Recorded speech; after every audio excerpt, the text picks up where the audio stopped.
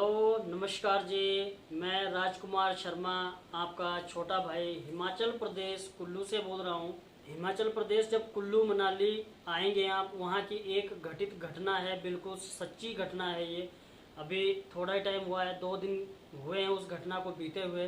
जब आप कुल्लू मनाली आएंगे तो कुल्लू से पीछे एक एरिया पड़ता है जिस जगह का नाम है माहौल। माहौल में एक नेचर पार्क है। उस नेचर पार्क में मैं गया हुआ था घूमने के लिए, और मेरे सामने की बात है, वहाँ पे सुबह से एक लड़का एक लड़की के पीछे पड़ा हुआ था और वो उससे बहुत ज़्यादा पसंद करता था। होते होते जब शाम का टाइम हो गया, मौसम बहुत ज़्यादा ख़राब हुआ। एकदम से इतना ख़राब हो गया मौसम, तूफान चला। और उसके बाद जब बारिश लगी तो मैं भी उसी कैंटीन में गया जहाँ पे वो लड़का लड़की गए थे चाय पीने के लिए। तो साथ वाले टेबल पे मैं भी बैठा हुआ था। मेरी आंखों की देखी हुई कहानी पूरी मेरे सामने ये बीती है। जब बारिश लगी हुई थी तो जब तक बारिश हुई वो बैठे, उन्होंने चाय पी और उन लड़कियों ने भी चाय पी। उस लड़की की 3-4 सहेलियाँ भी थी, और जो वो लड़के थे वो 3 दोस्त थे। तो जो 2 थे वो उतना नहीं बात कर पा रहे थे, ना वो देख रहे थे। लेकिन जिस लड़के को उस लड़की से प्यार था, वो लड़का बहुत ज़्यादा उस लड़की पे फोकस कर रहा था। जब वो चाय वाली जगह पे बैठे तो वो ये लड़की जिससे वो पसंद करता था, वो लड़की उठ के थोड़ी देर के लिए दूसरी साइड चली गई जिस साइड वो लड़का पहले बैठा था। उसके बाद जब उस लड़की ने देखा कि वो लड़का उठ करके उस जगह पे बैठा है जा करके जहाँ उसको लगा था कि सारी सहेलियाँ बैठी हुई हैं यहाँ, तो वो लड़की इंतज़ार करने के बाद थोड़ी देर के बाद उठी और उठ करके वो भी उसी टेबल पे आके बैठ गई। उसके बाद मैं भी वहाँ बैठा हुआ था। फिर जब देखा धीरे धीरे धीरे बारिश थम रही थी और टाइम तकरीबन 5:30 का था। और उसके बाद वो जब वहाँ कैंटीन से चले, बातें करते करते धीरे धीरे धीरे धीरे वो बढ़े, तो टाइम धीरे धीरे 6:30 के करीब करीब हो गया था। उसके बाद वहाँ पे जो बच्चे हैं, बूढ़े हैं, और जैसे भी मतलब जो भी इंजॉयमेंट के लिए नेचर पार्क में जाते हैं, तो वहाँ झूले लगे होते हैं अलग अलग। तो वहाँ पे कई प्रकार के झूले लगे हुए थे। तो उससे पीछे पौड़ियाँ थी। तो उन पौड़ियों को जैसे वो लड़कियाँ चढ़ रही थी, और उनके चढ़ते चढ़ते उस लड़के ने उनको प्रपोज करने के लिए आवाज़ दी। तो जब आवाज़ दी तो जो आगे लड़की थी वो आगे चली हुई थी, एक बच्चा था उनके पास छोटा जैसा, उसको लेके। और जो दूसरी थी जिसको उन्होंने प्रपोज करना था वो चली हुई थी पीछे। तो उसके साथ जब बात की उन्होंने कि जी मैं आपको पसंद करता हूँ, और आपको जो है कि मैं सुबह से देख रहा हूँ और सुबह से मैं आपसे बात करना चाहता हूँ, तो थोड़ी देर के लिए वो वहाँ पौड़ियों पे ठहर गई।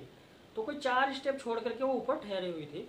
और जो उनके साथ उनके सिस्टर थे, उनके साथ जो एक छोटा बच्चा था, वो शायद थोड़ा आगे जैसे दौड़ लगाई उसने, तो वो उसके साथ चले गए। लेकिन वो फिर वापस आए।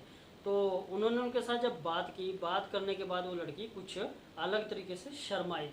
पहले शर्माई और वो नर्वस भी हो गई थी थोड़ी। हमने देखा, बड़े ध्यान से बड़े गौर से देखा, वो नर्वस भी हो गई थी।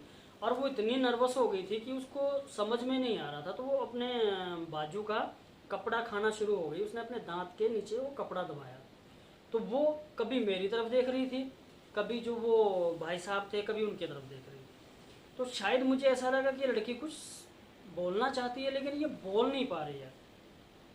फिर उस लड़की ने बात की उनके साथ, बात की। बात करने के बाद जब उन्होंने बात की तो वो जो भाई साहब थे वो भी बहुत नर्वस थे, डरे हुए थे, और वो लड़की भी बहुत डरी हुई थी।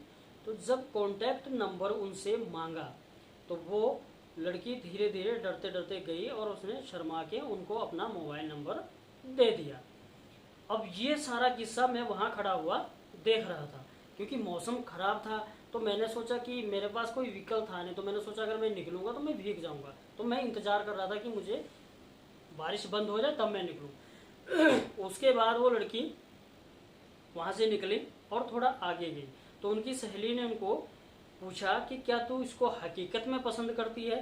तो उसने बोला हाँ मैं इसको हकीकत में पसंद करती हूँ, और बहुत ज़्यादा पसंद करती हूँ, और तब ही मैंने इनको नंबर दिया है, अदरवाइज मैं इसको नंबर नहीं देती। तो उसके बाद में जो उनके भाई साहब के साथ जो उनके दोस्त थे, उन्होंने उस लड़की से कंफर्म करने के लिए जब वो आपस में सलाह कर रही थी तो उस लड़की ने बोला कि मैं इसका नंबर ब्लॉक कर चुकी हूँ अपने मोबाइल में, और ऐसे ही मैंने इसको नंबर दे दिया है, तो आप टेंशन मत लो, क्योंकि उसकी वो जो साथ में लड़की थी वो उसकी सिस्टर थी, तो शायद उनको ऐसा लगा कि ये घर बता देगी। तो उन्होंने बोला, तो उनके दोस्त ने क्या बोला कंफर्म करने के लिए कि अगर आप इसका नंबर ब्लॉक लिस्ट में डाल दोगी तो शायद ये लड़का आत्महत्या कर लेगा और इसकी डेथ हो जाएगी, तो आप इसका नंबर ब्लॉक लिस्ट में डालोगी और हमें इसको शमशान घाट लेके जाना पड़ेगा, तो कंफर्म करने के लिए। तो उस लड़की ने बोला वहाँ पे कि अगर ये हमारे साथ लड़ाई करेंगे और कोई मैं बात करूँगी उस बात के साथ ही अगर उसको सही ढंग से सुनेंगे नहीं तो हमारी बहस बसाई हो जाएगी, तो अगर ज़्यादा लड़ाई बढ़ गई तो नंबर मैं ब्लॉक लिस्ट में डाल सकती हूँ। उसके बाद क्या हुआ, वो जो छोटी वाली लड़की थी उनसे छोटी वाली, वो वहाँ पे एक बोर्ड लगा हुआ था, किसी स्कूल का था, मैंने तो इतना खास ध्यान नहीं दिया, लेकिन किसी स्कूल का बोर्ड वो था। फिर वो वहाँ दोनों चली गई, तो वहाँ भी जा करके उन्होंने बात की, और वहाँ से बात करने के बाद वो रिटर्न जब झूले के पास आई तो फिर से कंफर्म करने के लिए बात की कि आप मुझसे प्यार करते हो या नहीं, मैं कॉल आपको कब कर सकूं। तो उन्होंने बोला रात को। अच्छा, उसके बाद जब पहले मैसेज भेजा गया उनको, जब रात हुई मैसेज भेजा गया, तो मेरे को ये सारी कहानी पता चली है और सारी ये कहानी मेरे को मिली है, आंखों देखी है मैंने, तो इसलिए मैं ये सारी कहानी आपको शेयर कर रहा हूँ। तो उन्होंने पहले व्हाट्सएप मैसेज किया कि शायद हो सकता है, इस बात को उन्होंने ध्यान में रखा कि हो सकता है लड़की का फ़ोन चार्जिंग पे लगा हो, मदर के पास हो सकता है, फादर के पास हो सकता है, तो उन्होंने एक व्हाट्सएप मैसेज किया कि आप फ्री हो क्या, मैं आपको कॉल कर सकता हूँ। तो उन्होंने रिप्लाई दिया कि नहीं, व्हाट्सएप चैटिंग ही करो और व्हाट्सएप चैटिंग के ज़रिए ही हम बात करेंगे। तो पहले दिन बड़ा अच्छा रिस्पांस रहा, उनकी बड़ी अच्छी बातें हुई, खाना खाया नहीं खाया, आपने खाया नहीं खाया, और जो भी उनकी बातें होती थी मतलब काफ़ी समय तक उनकी बातें हुई। उसके बाद दूसरा दिन बीता, दूसरे दिन भी बड़ी अच्छी उनकी बातें हुई, इधर से वो कुछ भेजते थे तो उधर से वो स्माइल भेजती थी लेकर के, और वो भी पूछती थी कि आपने खाना खाया या नहीं खाया। उसके बाद धीरे धीरे धीरे उनका ऐसे कुछ वक्त निकलता गया, कुछ समय निकलता गया, कुछ दिन बीतते गए, और उसके बाद जब 2 दिन बीते, 3 दिन बीते, 4 दिन बीते, फिर उनका प्यार इतना बढ़ चुका कि उन्होंने उसको जैसे प्यार से बोलते हैं, अगर कोई भी किसी को प्यार करता है बहुत ज़्यादा सच्चे दिल से, तहे दिल से, और भी खास तौर पहला प्यार हो, तो उन्होंने जैसे उसको बोलना मेरे सोना, या प्यार से मेरी जानू, या मेरे बेबी, या मैंने आपको किस करनी है, या मैंने आपको पप्पी करनी है, तो उनका स्माइल वाला मैसेज आता था और डन वाला मैसेज आता था। या जैसे उन्होंने बोला कि आप मेरे साथ घूमने चलोगे, या मैं आपको कुछ खिलाऊंगा, या मैं आपके लिए कुछ गिफ्ट लाऊंगा, तो भी स्माइल और डन आता था। इसी तरीके से धीरे धीरे चलता रहा। फिर कई बार उन्होंने क्या किया, उनके मैसेज का धीरे धीरे करके बहुत लेट रिप्लाई देना शुरू कर दिया। जैसे उन्होंने मैसेज कर दिया सुबह कि हेलो कैसे हो आप, आपके मम्मी पापा सब कैसे हैं, और आज आप स्कूल जा रहे हो, शायद टाइम हो गया आप स्कूल जाओ, और गुड मॉर्निंग भेजा, उन्होंने हाल चाल पूछा कि आप कैसे हो। तो उनका वो रिप्लाई कई बार 3:30 बजे आया। ठीक है, यहाँ तक अच्छी बात है, स्कूल गए, स्कूल में जा करके पढ़ाई करना और उसके बाद रिप्लाई देना, तो दोनों काम उधर से भी ठीक चला हुआ था और इनकी तरफ से भी सही चला हुआ था। उसके बाद क्या हुआ, जब धीरे धीरे उन्होंने जैसे रात को 10 बज जाने, 11 बज जाने, 2 बज जाने, 2:30 बज जाने, अब वो जो भाई साहब थे जो उस लड़के से बहुत ज़्यादा प्यार करते थे, वो इंतज़ार करते रहते थे कि इस लड़की का रिप्लाई कब आएगा। ना उन्होंने खाना खाना, ना उन्होंने पानी पीना, और ना ही उन्होंने सोना, बस सिर्फ मोबाइल का इंतज़ार करते थे कि मैसेज कब आएगा। मेरा थोड़ा मौसम की वजह से गला हो रहा है ख़राब, और मैंने जो अपनी आंखों से कहानी देखी थी उसके लिए मैं थोड़ा इमोशनल हो रहा हूँ, तो सॉरी भाई, माफ़ी चाहता हूँ, मैं अपने छोटे भाई को माफ़ कर देना। फिर उसके बाद जैसे उन्होंने देखा कि मैसेज धीरे धीरे बहुत ज़्यादा लेट रिप्लाई आ रहा है, तो धीरे धीरे धीरे धीरे धीरे उनका डिप्रेशन बढ़ रहा था।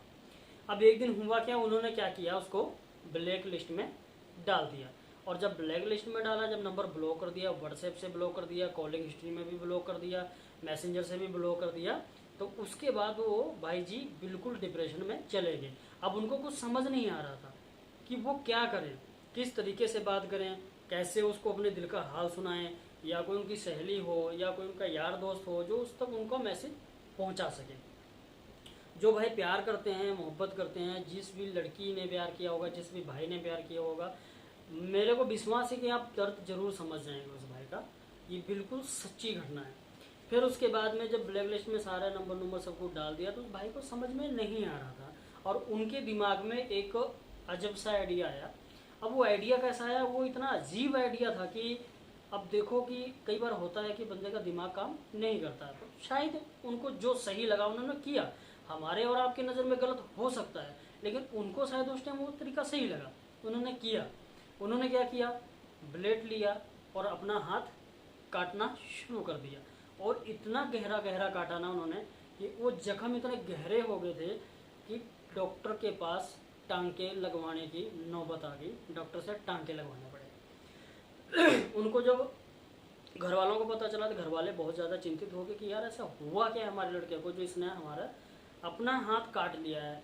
कपड़े, खाना, खर्चा, स्कूल का सारा कुछ टोटल उनको फाइनली उनके फैमिली से पूरा मिलता है। उनकी फैमिली उनके केयर में कोई कमी नहीं रखती है। तो घर वाले नेचुरली कि वो लोग टेंशन में चले कि किसी ने हाथ काटा तो काटा क्यों, और इतना गहरा काट लिया।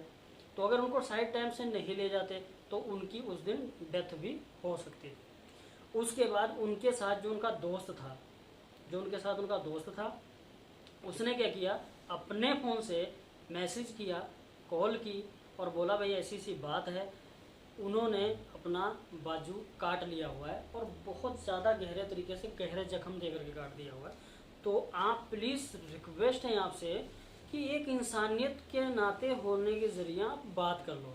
तो लड़की का रिस्पांस ये था कि मुझे हॉस्पिटल का फ़ोटो दिखाओ, मुझे हॉस्पिटल का फ़ोटो भेजो, या उन्होंने हाथ काटा है तो उस चीज़ का फ़ोटो भेजो।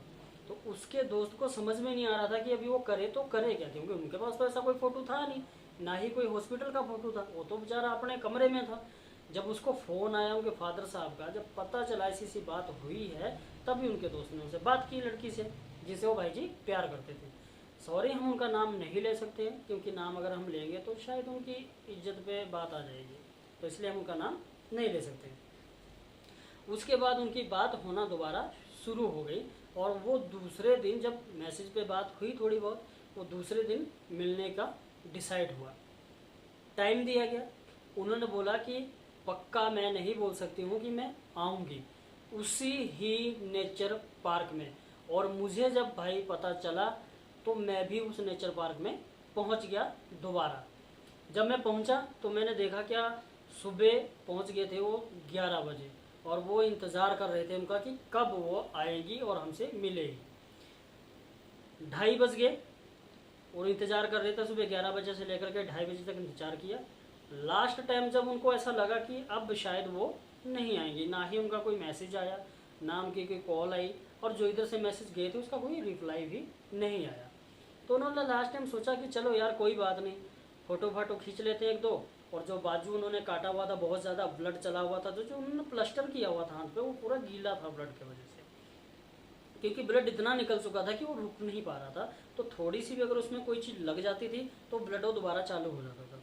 तो उन्होंने सोचा कि चलो मैं पूरे अपने बॉडी का मतलब फ़ोटो क्लियर खींच के 2 या 3 फ़ोटो खींच के मैं सेंड कर देता हूँ, ताकि उनको बिलीव हो जाए कि हाँ मैंने हाथ उनके लिए हकीकत में रियल में काटा है। तो वो जैसे ही फ़ोटो खींचा, फ़ोटो खींच के और उनके दोस्त ने उनके हाथ में दिया मोबाइल, और जैसे वो ऊपर चढ़े, थोड़ी ऊंची स्टेप जैसा, वहाँ एक स्टेप जैसा बना था, तो जैसे उस जगह पे ऊंची जगह पे वो चढ़े और पलट के उनके दोस्त ने देखा तो वो सामने से आ रही थी। तो उनके दोस्त ने बोला कि भाई जी मुझे लगता है ये लड़की आ गई है। तो उन्होंने बोला कि उन्होंने जो उनके वो गर्लफ्रेंड थी, उन्होंने कुछ अलग जैसा हेयर स्टाइल बनाया था, तो वो उसको पहचान नहीं पाए। और थोड़ा आपको पता ही है कि जब इंसान के शरीर में कोई प्रॉब्लम हो जाए तो उनको उस वजह से थोड़ा चक्कर वगैरह भी आ रहा था, तो वो पहचान नहीं पाए। उनके दोस्त ने बोला कि नहीं भाई ये लड़की वही है, और मैं आपको बोलता हूँ आप इससे बात करो। वो लड़की आ रही थी और आते आते भी उनको इस तरीके से इग्नोर कर रही थी कि जैसे वो जानती ही नहीं है, ना बात कर रही थी, ना देख रही थी, ना उसने कोई कॉल किया कि हाँ मैं पहुँच गई हूँ। तो भाई साहब उनके पीछे पीछे चल पड़े, उन्होंने आवाज़ लगाई उनके नाम को लेकर के 2-3 बार। तो वो दोस्त भी साथ साथ में चला हुआ था पीछे। आगे जा कर के जब वो उससे मिले और मिलने के बाद जब उन्होंने उससे हाथ मिलाया, हेलो वगैरह की, तो अब वो इस बात को मानने को तैयार नहीं थी कि उनसे बात करे और उनके साथ बैठे। फिर उनका जो दोस्त था, वो दोस्त उसने समझाना शुरू किया और बोला कि कोई बात नहीं, ये भी डरे हुए हैं और आप भी परेशान हो, आप दोनों बैठो, बैठ के क्लियर कर लो कि आप एक दूसरे से चाहते क्या हो। तो उस दोस्त ने बोला कि ये भाई साहब जो हैं ये तो आपको बहुत प्यार करते हैं, लेकिन आप क्या चाहते हो वो आप बताओ इनको। तो वो बार बार उस लड़की की जो अदा थी वो अदा किस तरीके की थी कि मुंह पे ऐसे हाथ रखना और इस तरीके से शर्मा के सिर झुका के स्माइल करके उसने बोलना बस एक ही बात है कि मुझे नहीं पता है।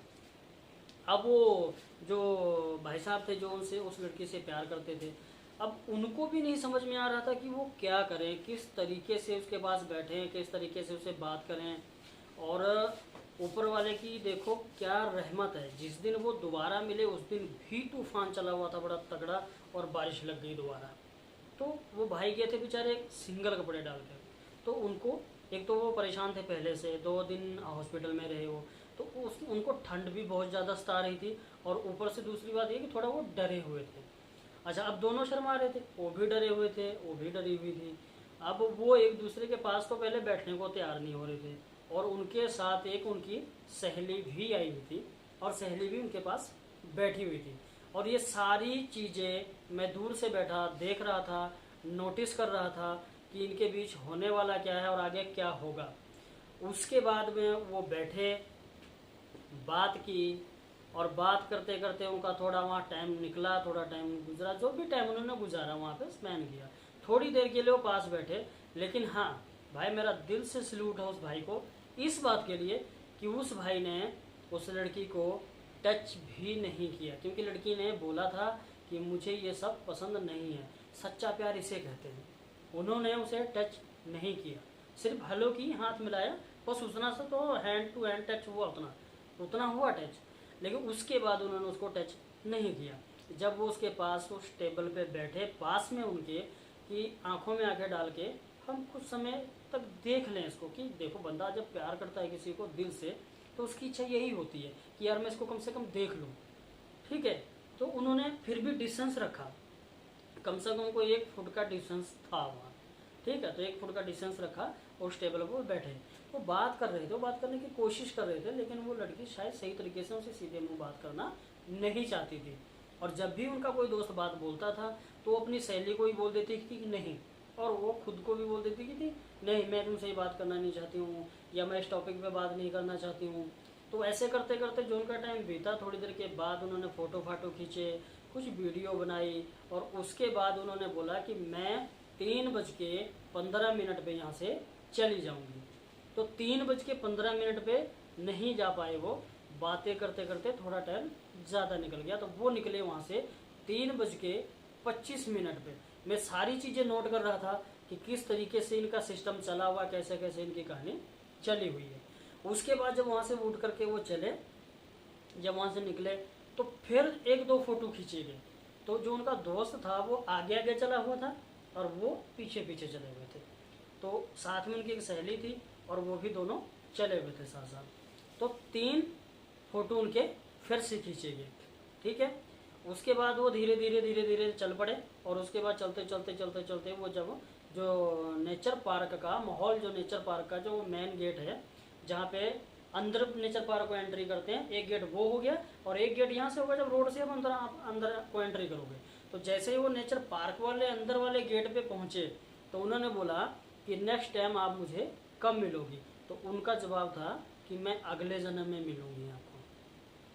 तो उन्होंने बोला कि मैं आपका इंतज़ार कर सकता हूँ। तो पीछे से दोस्त ने बोला कि ये आपको 7 जन्मों तक प्यार करेगा, इतना प्यार करता है आपसे कि आपको कभी भी नहीं छोड़ेगा, ना ही कभी आपको दुख देगा कोई। उसके बाद जब गेट से बाहर निकले, गेट से बाहर निकलते समय जब उन्होंने उसको बोला कि सुनो हेलो अपना ख्याल रखना, तो उन्होंने जवाब नहीं दिया। जब दोस्त ने पीछे से बोला कि सुनो हेलो ठीक है चलते हैं फिर हम, अपना ख्याल रखना, तो उन्होंने जवाब दिया, बोला ओके ठीक है। अच्छा, यहाँ तक तो कहानी मैंने देखी। इसके बाद फिर उनकी जो है कि दोबारा फिर से वही कहानी शुरू हो गई। व्हाट्सएप के ज़रिए चैटिंग पे बात होती थी और चैटिंग के ज़रिए ही एक दूसरे का वो हालचाल पूछते थे। नौबत यहाँ तक आ पहुँची कि अगर लड़की खाना नहीं खाती तो भाई साहब भी नहीं खाते थे। और एक दिन ऐसा हुआ कि जब भाई साहब ने उसको बोला कि क्या आपने खाना खा लिया है, तो उसने बोला मुझे भूख नहीं, मैं कुछ भी नहीं खाती हूँ। उसके बाद फिर क्या हुआ, भाई साहब ने उसको फिर से मैसेज भेजा कि आपने खाना खाया, तो उसने बोला हाँ मैंने खा लिया है। भाई जी ने बोला मुझे विश्वास नहीं हो रहा है कि आपने खाना खाया है, मेरी कसम खाओ क्या आपने खाना खाया है। तो उन्होंने उसको लिख करके भेजा, उनको रिप्लाई में दिया कि हाँ आपकी कसम मैंने खाना खा लिया है।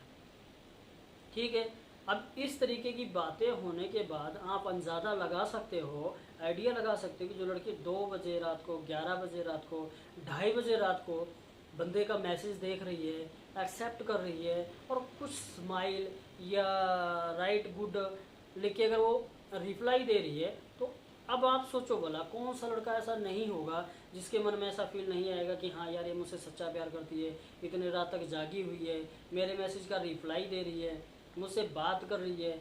जब भी मैं इसको कोई चीज़ लिख के भेजता हूँ तो, या जैसे प्यार करने वाली बात आई लव यू हो गया, तो जब वो भेजते लिख करके कि आई लव यू मेरी जान, तो जब वो ऐसा लिख करके भेजते कि आई लव यू मेरी जान, तो उस पर उस लड़की का रिप्लाई आता, स्माइल आती, स्माइल वाली रिप्लाई भेजते या फिर डन भेज देते लिख के। अब या जैसे वो बोलते कि आप जब मिलोगी मैं आपको हक करूँगा, या बोल देते कि जैसे मैं आपका माथा चूमूंगा। उन्होंने मतलब कभी गलत शब्द उपयोग नहीं किए कि हाँ यार, उन्होंने यूज़ ही नहीं किया कुछ ऐसा कि हाँ मैं आपके साथ ये करूँगा या ऐसा कुछ भी नहीं। बस यहाँ तक क्यों होता था कि आप जब मुझे मिलोगी आपको गले से लगाऊंगा, आपका माथा चूमूंगा, आप मेरी जान हो, आप मेरी ज़िंदगी हो। ये सब बहुत अच्छा चला हुआ था। और उसके बाद उस लड़के ने दोबारा फिर से वही वाली चीज़ कर दी, दोबारा फिर से वही वाली चीज़ रिपीट कर दी कि ब्लॉक लिस्ट में ठोक दिया, ब्लॉक लिस्ट में डाल दिया। फिर डायरेक्ट कॉल की इधर से 3 दिन के बाद जब कॉल की अपने दोस्त के कहने पे, जब कॉल की, कॉल करने के बाद उस लड़की ने क्या बहाना लगाया कि मेरा मोबाइल टूट गया था और मैंने मोबाइल चेंज किया था, नया मोबाइल लेके आई थी मैं। अब अगर नया मोबाइल आपने लिया है दुकान से तो उसमें सिम डालने के लिए कितना टाइम लगेगा। ठीक है चलो माना कि हो सकता है कि मम्मी पापा के हाथ में फ़ोन आ जाता है, हम इन सारी प्रॉब्लमों को समझते हैं, हम इन सारी बातों से सहमत हैं, लेकिन या तो आप किसी से प्यार मत करो, और अगर आप प्यार कर रही हैं तो उसे इग्नोर मत करो।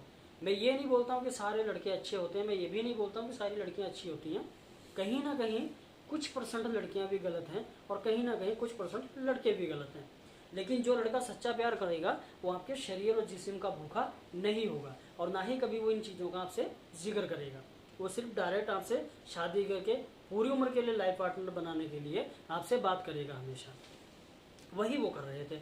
अच्छा, अब जब उन्होंने दोबारा ब्लैक लिस्ट में ठोक दिया था, उसके बाद जब बात हुई उनकी फ़ोन के ज़रिए कि भाई आप मुझे अनब्लॉक करो, आपने ब्लॉक क्यों किया, उन्होंने फिर अनब्लॉक कर दिया और उनकी दोबारा से फिर से वही चैटिंग वाला सिस्टम शुरू हो गया। चैटिंग करने लगे, बात होने लगी, बात होते होते महीना बीता और महीना बीतने के बाद जैसे उनको धीरे धीरे एक बार फिर से उन्होंने ब्लॉक कर दिया और उन्होंने उनके मैसेजों को देखने के बजाय अनदेखा करना शुरू कर दिया।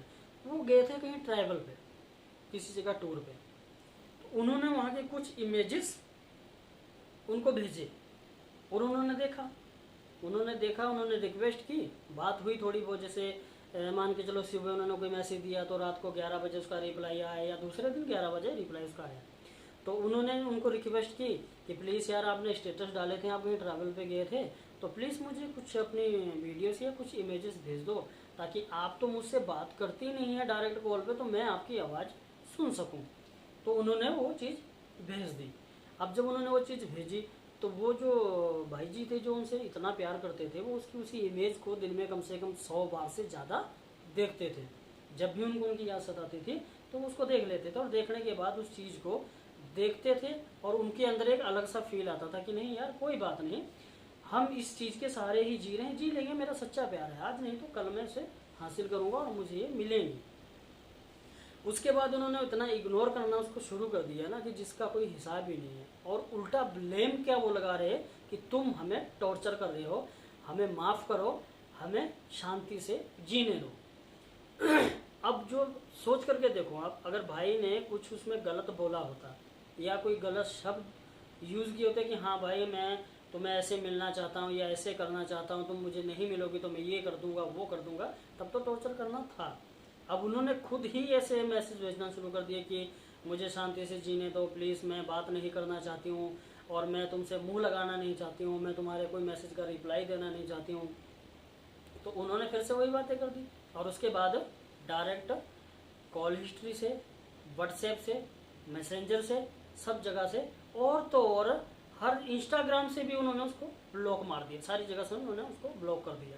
ठीक है, ब्लॉक होने के बाद अब उस लड़के को 1 दिन हुआ, 2 दिन हुए, 3 दिन हुए, सेम पहले जगह। अब उनको कुछ समझ नहीं आ रहा था। उन्होंने जब अपने दोस्त को कॉल की या बात की तो दोस्त के भी दोनों के दोनों नंबर ब्लॉक लिस्ट में डाले हुए थे।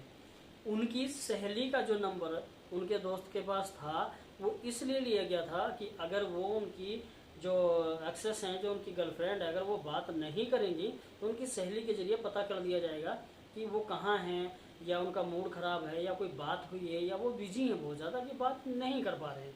तो उनकी सहेली का भी देखो बोला जो धोखा देने का स्टाइल वो कितना खतरनाक है। जैसे कोई आतंकवादी किसी चाल को नहीं रच रहा होता है किसी जगह को मतलब बम लगाने के लिए या किसी जगह, उनका इतना खतरनाक माइंड था जो उन्होंने खेल खेला है ना उनके भाई के साथ। मैं आगे की जो कहानी बताऊंगा भाई, अगर आप लोगों ने किसी सच्चे मन से, सच्चे दिल से प्यार किया होगा ना तो यकीन मानो आपको रोना आ जाएगा उस भाई की कहानी सुन करके। अब जो मैं लास्ट वाले आपको बताऊंगा उन भाई साहब की ज़िंदगी की बीती हुई एक एक पल। उसके बाद उन्होंने क्या किया, रोना शुरू कर दिया। ना खाना खा रहे थे, ना पानी पी रहे थे, ना वो सो रहे थे। पूरी पूरी रात गुजर जाती थी उनकी, पूरी रात। अब आप लोग सोचेंगे शायद ये सब मुझे कैसे पता, ये लास्ट में एंड में मैं ज़रूर बताऊंगा आपको। पूरी पूरी रात गुजर जाती थी उनकी, वो जागते रहते थे, ना खाना खाना, ना पानी पीना, ना सोना, ना कुछ, बस इंतज़ार करना कि कब जैसे नंबर अनब्लॉक होगा। और इसी उम्मीद के साथ वो बैठे होते थे कि एक रिप्लाई आ जाए, सिर्फ एक रिप्लाई आ जाए। लेकिन कोई रिप्लाई नहीं आया। उनको जब कोई रास्ता नहीं दिखाई दिया, कुछ भी समझ में नहीं आया, उसके बाद रात को 2:30 बजे एक रिप्लाई आता है। और वो रिप्लाई ये आता है कि प्लीज़ मुझे इतना टॉर्चर ना करो, गुड नाइट, मुझे छोड़ दो और मुझे जीने दो। और उसके बाद फिर ब्लॉक। अब उनको समझ में कुछ आया नहीं। उन्होंने सोचा कि यार मैंने ऐसा कुछ किया नहीं है, मैं ऐसा कुछ कर भी नहीं रहा हूँ और ये रीज़न नहीं बता रही है मुझे। अगर रीज़न का पता चले, आप होंगे, चाहे मेरी कोई बहन है, अगर वो भी किसी लड़के से प्यार करती होगी तो वो भी एक ही बात सोचेगी कि अगर ये लड़का मुझे छोड़ रहा है तो इसका कोई तो रीज़न होना चाहिए ना, किस वजह से छोड़ रहा है। तो वो रीज़न नहीं बता रहे थे। वो रीज़न नहीं बता रहे थे कि आपकी गरीबी आ रही है हमारे रास्ते में, या आप मान के चलो कि सुंदर स्मार्ट नहीं हो, या गोरे चिट्टे नहीं हो, या आप मेरा खर्चा नहीं उठा सकते हो, या मेरे जितने पैसे वाले नहीं हो, या मेरे जितने पढ़े लिखे नहीं हो, या बड़े स्टैंडर्ड के स्कूल में आपकी जो है कि दाखिला नहीं हुई है, तो मैं आपसे कैसे प्यार करूँ। कोई तो रीज़न होता है। या आप किसी और लड़के से प्यार करती थी। अगर देखो आप जब तक बताएंगे नहीं, जब तक आप बताते नहीं तब तक पता कैसे चलता। अब बताने पे ही पता चलेगा ना। तो जब आप बताएंगे तब भी क्लियर होगा ना। और वो इतना पागल तो था नहीं। अगर वो लड़की किसी और लड़के से प्यार करती है तो उस लड़के को पता चलने के बावजूद भी वो बोलेगा उनको कि नहीं, मैं, तुम उनको छोड़ दो, नहीं कि तुम डायरेक्ट मेरे पास आ जाओ। हाँ, ये बात मैं ज़रूर मानता हूँ कि अगर सच्चे मन से प्यार है, इंसान को जिस्म से प्यार नहीं है, तो वो इंतज़ार करेगा, क्योंकि उसको उससे प्यार है ना कि उसके शरीर से। तो अगर किसी बॉयफ्रेंड से अगर प्यार करती भी है तो उस चीज़ से उसको कोई फ़र्क नहीं पड़ेगा अगर वो लौट आएगी तो। लेकिन अगर वो ये सब कुछ करते हुए भी बेवकूफ़ बना रही है तो किसी भी इंसान को बर्दाश्त नहीं होगा, चाहे वो लड़की है चाहे वो लड़का। तो उन्होंने कोई रीज़न नहीं बताया। अब उस भाई को समझ में नहीं आ रहा था कि पता नहीं चल रहा रीजन में क्या करूँ। वो भाई तड़प तड़प के परेशान हो करके वो डिप्रेशन में चला गया। और डिप्रेशन इतना ज़्यादा बढ़ गया कि हैंगओवर हो गया। और जब हैंगओवर हुआ तो आप समझ सकते हैं, मेरे जिन भाइयों ने, जिन बहनों ने बहुत तगड़ा दिल से प्यार किया होगा, उनको पता होगा कि मोहब्बत ना मिलने पे जो हैंगओवर बजता है, जब दिल के साथ कोई खिलवाड़ करता है तो उसका दर्द क्या होता है। उन्होंने क्या किया, कुछ भी समझ में नहीं आया, तड़फे, परेशान हुए, 3 दिन के भूखे प्यासे, और उन्होंने वो कदम उठाया जो मैं रिक्वेस्ट करता हूँ, मेरे हिंदुस्तान के जितने भी नौजवान लड़के हैं चाहे लड़कियां हैं, ये कदम कभी मत उठाना। उन्होंने वो कदम उठाया, उन्होंने क्या किया, पॉइज़न खा लिया। उन्होंने पॉइज़न खा लिया और पॉइज़न इतनी मात्रा में खा लिया कि उनके जो दिमाग की नसें वो फट गई, जो दिमाग की नसें वो फट गई और उनकी हॉस्पिटल उनको ले जाया गया। ऐसा नहीं कि हॉस्पिटल उनको घर वालों ने पहुंचा दिया, पहले यहाँ हॉस्पिटल में पहुंचाया, कुल्लू हॉस्पिटल पहुंचाया गया। कुल्लू हॉस्पिटल डॉक्टरों ने बहुत कोशिश की, काफ़ी हद तक उन्होंने मतलब जो है कि उनका जहर और निकाला। उसके बाद उन्होंने नेर चौक, यही हमारे हिमाचल प्रदेश में पड़ता है नेर चौक में उनको भेजा गया। जो नेर चौक हॉस्पिटल है वहाँ उनको रेफ़र कर दिया गया। वहाँ भी उनके अंदर पाइपें वगैरह डाली गई, जहर निकाला गया, जितनी दवाई उनसे डॉक्टरों से हो पाई, जो जो उनके से हो पाया उन्होंने किया, उनका जहर सारा निकाल दिया। उन्होंने क्या किया, फिर डॉक्टरों ने बोला कि 1.5 से 2 दिन का टाइम हम दे रहे हैं, अभी लड़का ख़त्म नहीं हुआ, उनकी डेथ नहीं हुई, हमने जहर सारा फाइनली निकाल दिया हुआ है, लेकिन हम ये गारंटी नहीं दे सकते हैं कि बचेगा या नहीं। अगर एक 1.5 दिन में बच गया तो आप उनको घर ले जाना, और अगर नहीं बचे तो हम कोशिश करेंगे बचाने की, या शायद हो सकता है हमें पीजीआई चंडीगढ़ इनको रेफ़र करना पड़ेगा।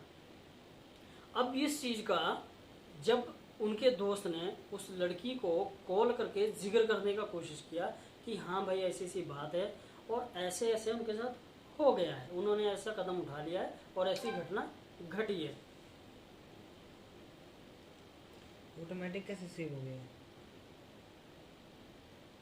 कहीं भर तो नहीं गया? ये चालू है भी? हाँ ये तो मेरा चालू है, इसमें स्पेस है।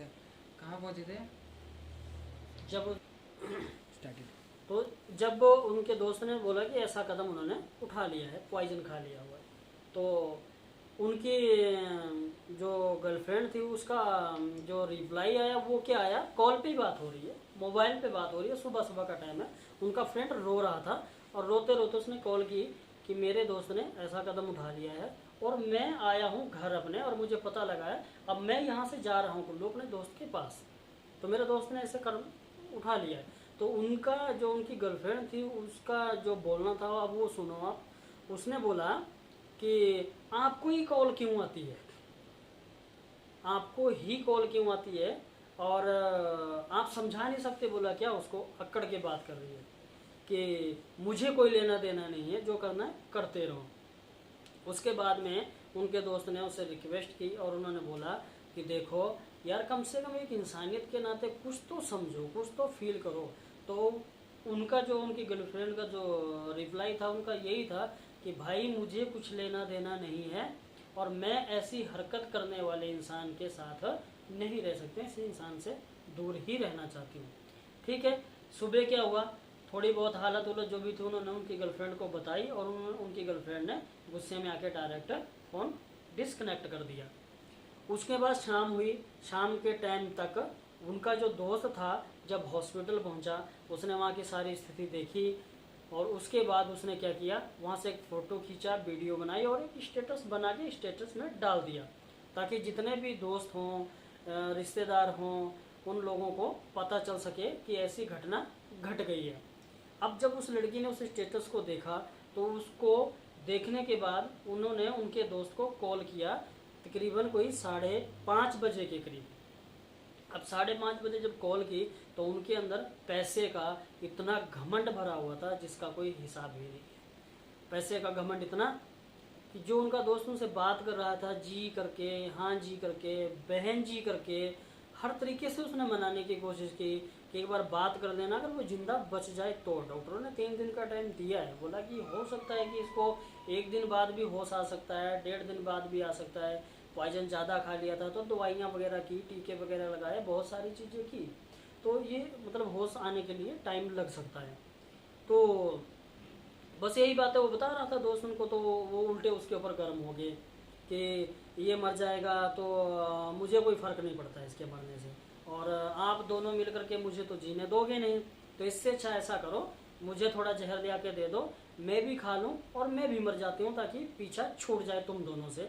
तुम दोनों ने मेरा जीना हराम करके रखा हुआ है, मुझे जीने नहीं दे रहे हो, मुझे बहुत टॉर्चर कर रहे हो और इतना टॉर्चर मैं नहीं सहन कर सकती हूँ।